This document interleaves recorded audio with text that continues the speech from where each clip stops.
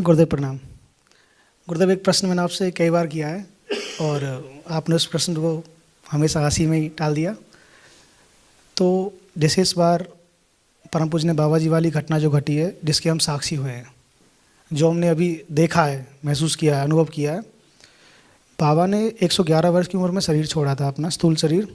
उसके बाद भी बाबा की यात्रा और बाबा की साधना सूक्ष्म में निरंतर बनी रही, चलती रही। और उसके बाद अब वो समय आया जब बाबा का विलय उस परम तत्व में हुआ। तो जैसे हम साधना कर रहे हैं, बाकी भक्त दरबार की जो साधना कर रहे हैं, और अभी हम स्थूल शरीर में अपने निवास कर रहे हैं, तो साधना के क्या हम उस स्तर तक पहुंच सकते हैं कि जब हमारा शरीर छूटे या हमारे अंदर ऐसा भाव जागृत हो दरबार की कृपा से, बाबा की कृपा से, उस स्थिति को हम स्थूल शरीर के त्यागने पर ही प्राप्त हो जाएं, जिसमें बाबा इतने लंबे समय के बाद। पहले सवाल दूसरा था आपका, अच्छा था कि अलग अलग कदम पे, अलग अलग चरण पे स्थूल शरीर से सूक्ष्म कारण पहले मैं सवाल को और डिटेल देता हूँ सवाल को। जैसे बाबा ने शरीर छोड़ा, 111 वर्ष की उम्र में स्थूल शरीर, फिर बाबा सूक्ष्म में गए, फिर कारण में बाबा गए, फिर बाबा महाकारण में, और अब परम तत्व में विलय। तो ऐसे ही क्या हम उस अवस्था को प्राप्त हो सकते हैं अपनी ध्यान साधना के द्वारा, या अपना भाव ऐसा प्रकृति के द्वारा उत्पन्न हो, दरबार के द्वारा ऐसा उत्पन्न हो, और उस चरम सीमा तक पहुँच पाएँ कि हम उस अवस्था को, स्थूल शरीर को जब हम त्याग करें, तभी हम उस अवस्था को प्राप्त हो जाएं कि हमारा विलय भी परम तत्व में हो, हम इन जगतों में ना जाना पड़े। क्या ऐसा संभव है? बिल्कुल, अगर सपाट शब्दों में कहा जाए तो संभव है, लेकिन उसके लिए जीवन, पिछले जो जन्म है उनमें उसके द्वारा जो किया गया साधना का जो परिणाम है वो मैटर करता है। दूसरा, बाबा जैसी परिस्थिति सबकी नहीं हो सकती। महाअवतार बाबा जी कह लीजिए, बाबा जी के नाम से संबोधित करते हैं, आप समझ जाइए उन्हीं की चर्चा कर रहे हैं। तो वो संभावनाएं सब में नहीं हो सकती एक साथ, हो भी सकती हैं तो हम उनको नहीं जानते अभी, और उसको जान के हम लोग करेंगे भी क्या। जिसका हमसे संबंध है उसकी चर्चा करते हैं। तो जन्मों जन्मों का था। दूसरा कि जब मैं कहता हूँ कि जैसे बन गए हो वैसे बनाते भी जाओ। जिस स्तर पे हमारी समझदारी विकसित हो गई है, उस स्तर की समझदारी अपने आसपास वाले लोगों में भी हम धीरता और वीरता पूर्वक उनमें भी ऐसा स्थिर करते जाए। ऐसा अपने जैसे समझदारी हमारे आसपास के लोगों में विकसित हो, उसके लिए बहुत ही धीरता की और बहुत वीरता की आवश्यकता है। इसी को धीरता और वीरता कहा गया है। तो वो जो परिस्थितियां हैं बाबा जी की थी, वो थोड़ा परिस्थितियां विभिन्न प्रकार की हैं। वो लंबे चर्चा की विषय भी है, मेरे ख्याल से अर्थहीन भी है। कोई बहुत ज़्यादा सार्वजनिक बातचीत उस पर नहीं ज़्यादा हो सकती। इतना ही कहा जा सकता है कि जो प्रक्रिया है, प्रकृति की जो स्थिति है, वो सबसे पहले सूक्ष्म जगत को ही भेदना होगा, और फिर लंबी प्रक्रिया है, वो हज़ारों हजार साल की प्रक्रिया है मोक्ष की। उस महाकारण जगत के पार जाने की, महाकारण के पार जाने का जो मामला है, वो अंश ही जो है वो आगे बढ़ाते हैं। अपने ही अंश होते हैं। जीवन में कोई छोटा बड़ा नहीं है। जीवन के रूप में हम बार बार कहते हैं कि कोई छोटा बड़ा नहीं है।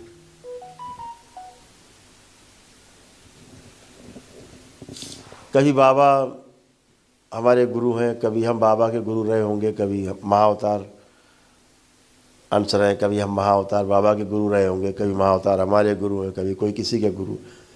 ये तो परंपराओं में चलता ही रहता है। ये बहुत सिंपल है, जीवन का खेल है, ये जीवन का गणित है जो भाषा से समझा नहीं जा सकता। तो जीवन का जो खेल है वो कि जितना हम जान गए हैं उतना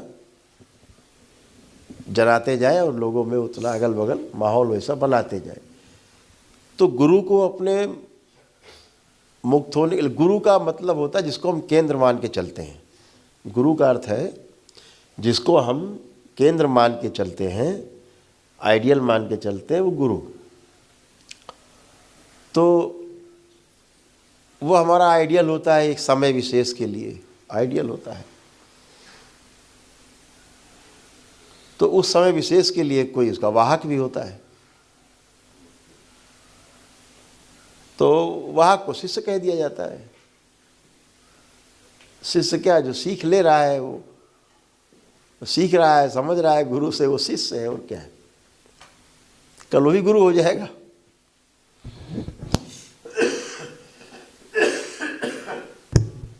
कल वो भी गुरु होगा। तो क्रम है, लेकिन सामान्य रूप से ये संभव नहीं है कि एक ही बार में कोई महाकारण जगत में चला जाए। हजारों वर्ष, कभी कभी लाखों वर्ष लोगों को। और ऐसा नहीं है कि आप यहाँ बैठे हो या हम में से तमाम लोग हो सकता है यहीं बैठे हों कि यात्रा कहीं चल रही लेकिन बैठे यहाँ हैं। घनीभूत यहाँ पर है, यहाँ इकट्ठा होकर दिख रहे हैं कहीं। इसीलिए हर आदमी अलग अलग लेवल पे दिखाई देता है, अलग अलग समझदारी दिखाई देती है, अलग अलग आयाम में होने के कारण। तो इसीलिए ध्यान करते समय आदमी वहीं कनेक्ट हो जाता है सीधे जाके जहाँ वो जिस आयाम में होता है। तो ये संभव नहीं है कि एक ही बार में आदमी सूक्ष्म जगत, कारण जगत और महाकारण जगत क्रॉस कर जाए। हजारों हजार साल, लाखों वर्षों। और ये तो अंश हैं, अंश तो रहते ही हैं सृष्टि में। जब आप लोग ध्यान साधना करते हो तब भी अंश ही तो आते हैं आप लोगों को साधना कराने के लिए, आपको घुमाने के लिए, ले जाने के लिए, ब्रह्मांड में यात्रा कराने के लिए, आपकी आत्मशुद्धि के लिए आपको ले जाते हैं। और जिस आयाम में कहीं कोई आपके कर्म हो गए वहाँ ले जा कर के उसको वहाँ कट कर देते, छुड़वा देते हैं, हल्के होके आप वापस आ जाते हैं, आपका भोग कट जाता है। तो इसलिए ध्यान ये रखना है कि हम जो अभी हैं हमें वो करना है साक्षी भाव में, उसमें आगे बढ़ना है। आपने एक नया रहस्य खोल दिया। घनीभूत होने की प्रक्रिया अब तक उल्टा समझते थे कि यहाँ से घनीभूत हो रहा है, इस पर कभी ध्यान नहीं गया कि केंद्र कहीं और है, घनीभूत कहीं आदमी और होता ही है। जैसे हर महापुरुष जन्म लेता है दोबारा, आवश्यक नहीं कि वो जन्म ले, नहीं लेना चाहता, फिर भी सृष्टि की नियम के अनुसार फिर जन्म लेता है। तो ऐसा नहीं कि जो लोग बहुत बड़े महापुरुष, भगवान बुद्ध हो गया कोई, वही लोग जन्म, बुद्ध जैसे लोग तो जन्म ही नहीं ले पाते, उसको धारण करने लायक उनको शरीर ही नहीं मिलता। इसलिए अंश आते हैं, अंश के द्वारा वो शरीर में उदाहरण करते हैं शरीर, पूरा तो आ ही नहीं पाते। लेकिन इसी प्रकार से मनुष्यों का भी जागृत होकर शरीर छोड़ते हैं, वो भी चाहते हैं नहीं लेंगे, जन्म नहीं लेते, होते किसी आयाम में, फिर जन्म लेते तो उनका स्टेटस तो वही रहेगा जिस लेवल पे पहले उन्होंने शरीर छोड़ा है। हाँ।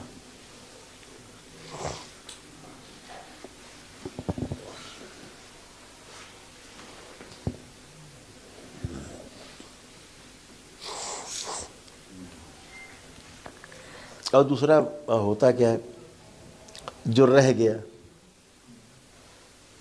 गया जिसके लिए बार बार जन्म लेना होता है। अगर वर्तमान काल में जैसे गुरु भी होता है, शिष्य भी होता है, सपोज गुरु ने शरीर छोड़ दिया है, समाधि ले ली, जागृत अवस्था में ले ली, तो जो शिष्य होता है तो उसका शरीर गुरु का शरीर एक ही होता है, अलग होता नहीं है, वो हृदय में धारण रहता है। तो वही शिष्य का ही शरीर उसकी मुक्ति का, उसके जो बचे हुए समय का वो काटने का, खोलने का रास्ता, उपाय बनता है, उसका कारण बनता है। तो यही तरीका है, व्यवस्था है, ये व्यवस्था है। इसीलिए गुरु को भी पार होने के लिए एक कंप्लीट शिष्य की आवश्यकता पड़ती है। इसीलिए कहते हैं कि अपने जैसे बनाते भी जाओ, काम आएगा आगे। अब बाबा जैसे लोग, कोई यहाँ स्थूल जगत में जबरदस्ती बाध्य होकर के नहीं आए। ये इतने 150 वर्षों की साधना के बाद समाज को ये दरबार दे पाए। केवल इस दरबार की स्थापना के लिए 111 वर्ष तक वो स्थूल शरीर में अंश को अपने आबद्ध रखा। महाअवतार बाबा जी 111 वर्ष इस शरीर में आबद्ध रखा। तो अंश के द्वारा ही काम लेते। अब अंश का मतलब ये नहीं कि महाअवतार बाबा यहाँ स्थूल रूप में इस धरती पर हैं, तो अब वो सूक्ष्म जगत में जाएंगे, पार होके फिर सूक्ष्म से कारण में जाएंगे, कारण से महाकारण जाएंगे, फिर जाके पार जाएंगे।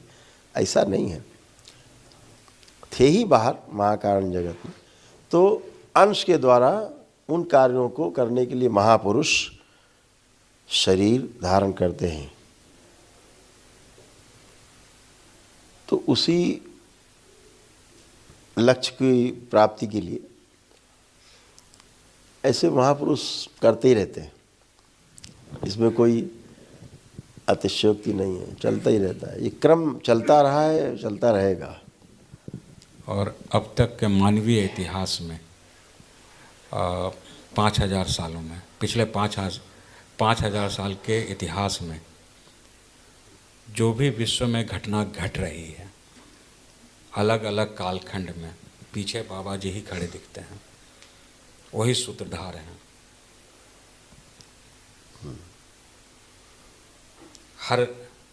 हर घटना, पृथ्वी की हर घटना मानव कैसे बेहतर हो, कैसे मानव अपने परम लक्ष्य की ओर बढ़े, समस्त घटनाएं पिछले 5000 वर्षों की जाकर के बाबा जी महाअवतार से ही जुड़ जाती है, बाबा से जुड़ जाती है, अलग अलग कालखंड में, जिसका प्रत्यक्ष प्रमाण अभी सामने है। हाँ, हर चीज़ का क्रम है, क्रमबद्ध। हाँ, क्रमबद्ध तरीके से है, क्रमिक उसका विकास है। विकसित होने तक क्रमिक विकास ही है। जैसे पदार्थ अवस्था में कभी रहे हैं ये सब शरीर, और पदार्थ अवस्था से धीरे धीरे वनस्पति अवस्था में गए, कभी जाके हजारों लाखों साल बाद वनस्पति अवस्था से भी जीव अवस्था में गए, फिर कभी मनुष्य अवस्था में आए गए। ये क्रम है। ऐसे ही पहले आत्मा, फिर आत्मा के साथ बुद्धि, बुद्धि के साथ फिर कभी हजारों लाखों वर्ष बाद चित्त, फिर कभी वृत्ति, फिर कभी मन जुड़ा, तो कभी कंप्लीट हो गया, एटम बना, जीवन बना। ये क्रमिक विकास है, एक क्रमिक है।